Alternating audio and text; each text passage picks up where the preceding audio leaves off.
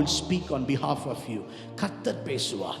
இப்போ கர்த்தர் பல காரியங்களை செய்து மறுபடியும் 17வது அதிகாரத்தில், என்னாகமம் 17வது அதிகாரத்தில் மோசே கிட்ட சொல்றார், சரி எல்லா கோத்திரத்தார்கிட்ட இருந்தும் அந்தந்த பிரபுக்கள் அவர்களுடைய கோல் எல்லாம் கொண்டு வர சொல்றார். எல்லாருடைய கோல் மேலையும் அந்தந்த கோத்திரத்தாருடைய அந்த நாமங்கள் எழுத சொல்றார், அந்த பிரபுக்களுடைய நாமம். அப்போ ஆரோனுடைய கோல், ஆரோனுடைய நாமம் பதிக்கப்படும். நல்லா கவனிங்க, கோல், this is just a stick.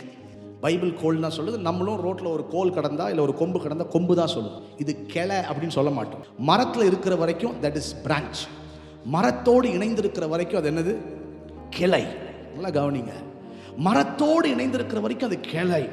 ஆனால் எப்போ அந்த கிளை துண்டிக்கப்படுகிறதோ, அது ஒருவேளை வெட்டியோ காற்றினாலோ எதனாலேயோ துண்டிக்கப்பட்டு அந்த கிளை விழுந்துருச்சு அப்படின்னா, அதுக்கப்புறம் அந்த வழியாக போகிறவங்க அந்த இலை உதிர்ந்த பிற்பாடு, when the leaves are withered, அது சாதாரண அங்கே கிடக்க அதுக்கப்புறம் போகிற வரவங்களை அந்த கிளை எடுன்னு சொல்ல மாட்டாங்க, அந்த கொம்பை எடு அப்படிதான் சொல்லுவாங்க. ஆமென்.